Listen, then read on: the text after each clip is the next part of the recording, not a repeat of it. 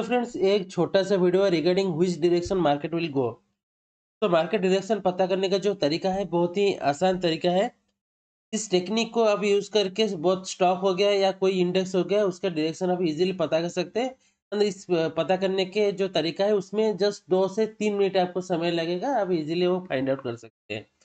चलते हैं स्क्रीन पे और देख लेते हैं क्या सिस्टम है, कैसे आप इसको यूज करके अपना डायरेक्शन पता कर सकते हैं। तो उसके लिए आप यहाँ पर चले आना चाहिए, जो भी आपका इंडेक्स है और स्टॉक है उसका चार्ट आप ओपन कर लो। वहाँ पे एक ऑप्शन चेन का एक ऑप्शन होगा ऊपर, आपको दिख रहा होगा, उसको आप क्लिक करना है। देखो क्लिक करने के बाद यहाँ पे पीसीआर वैल्यू दिखा रहा है। पीसीआर वैल्यू का मतलब है जो पुट कॉल रेशियो होता है। Put call ratio means total number of puts divide कर देना है आपको टोटल नंबर ऑफ कॉल्स।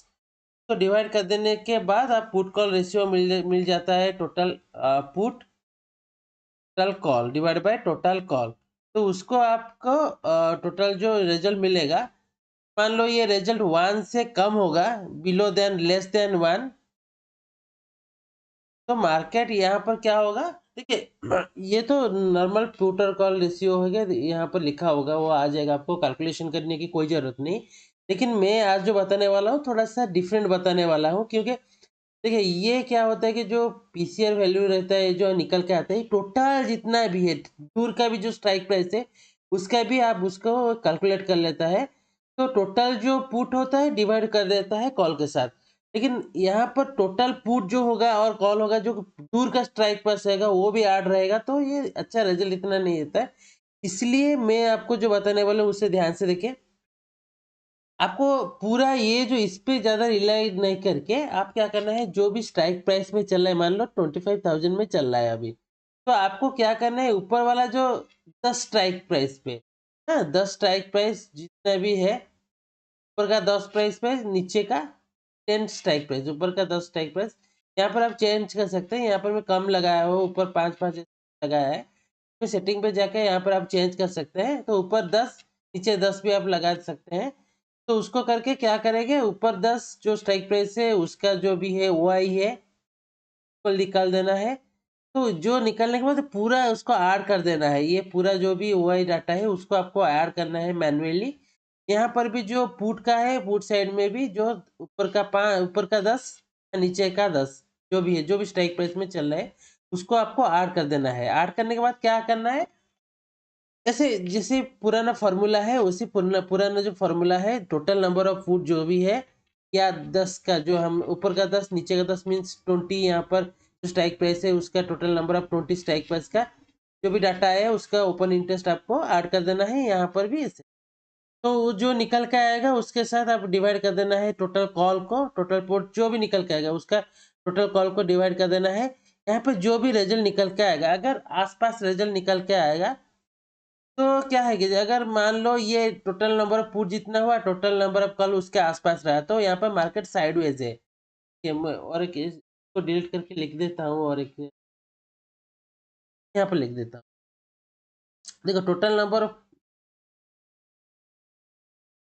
देखो पूरा हटा देता हूँ, इसको पूरा हटा देता हूँ फिर उससे। तो टोटल नंबर ऑफ पुट जो आपने कैलकुलेट किया है, जो ये जो ऐड करके 10 स्ट्राइक प्राइस के मैं आपको बोला कैलकुलेट किया है, उसके डिवाइड कर देना है टोटल नंबर ऑफ कॉल्स। तो जो निकल के आएगा, मान लो ये 1 निकल के आता है, दैट मीन्स मार्केट आज साइडवेज है। ठीक है, मार्केट आज साइडवेज है। 1 के आसपास 1 हो सकता है, 1.1 हो सकता है, 0.9 हो सकता है। तो 1 के आसपास रहेगा तो मार्केट साइडवेज है, उस दिन मार्केट ट्रेंडिंग नहीं रहेगा, साइडवेज ही ऐसे घूमता रहेगा।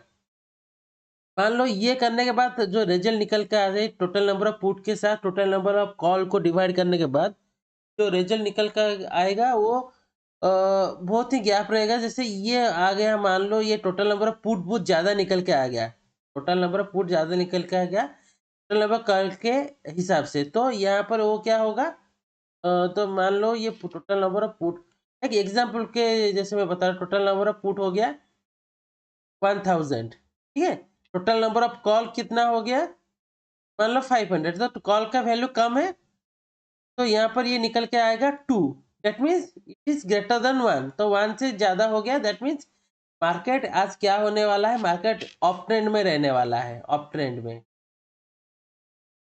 मान लो ये कॉल का वैल्यू ज्यादा हो गया, ये पुट का कम हो गया, तो ये 1 से नीचे आ जाएगा। 1 से नीचे आ गया तो ये डाउन ट्रेंड में रहेगा। ठीक है, तो मान लो आप ये put call ratio PCR value, finally आप ये इतना समझ लो, पीसीआर वैल्यू अगर 1 से ज्यादा होगा, ठीक है, ग्रेटर देन 1, दैट मीन्स ये मार्केट आज रहेगा अप ट्रेंड में, अप ट्रेंड में। ठीक है, अगर लेस देन 1 हुआ तो आज रहेगा डाउन ट्रेंड में। अगर साइड वेज रहना है तो ये 1 के आसपास रहेगा, अगर इक्वल टू 1 हुआ तो साइड वेज मार्केट रहेगा, साइड वेज। तो ये आप जान लीजिए, उसी हिसाब से एक डायरेक्शन पता कर सकते हैं, उसी हिसाब से जो भी अपना स्ट्रैटेजी है उसको इम्प्लीमेंट कर सकते हैं। मान लो आज डायरेक्शन ऑफ ट्रेंड में रहने वाला है तो आप डाउन ट्रेंड के लिए कोई भी स्टॉक चूज करोगे, तो आपको ऑफ ट्रेंड में अपने सेटअप के हिसाब से ट्रेड लेना है। तो this is the small video for today. So video अगर आपको जानकारी से भरपूर लगा है तो वीडियो को लाइक करना, चैनल को सब्सक्राइब करना मत भूलिए। तो अगर कोई डाउट है तो आप कमेंट बॉक्स में आके कमेंट करके पूछ सकते। Thank you.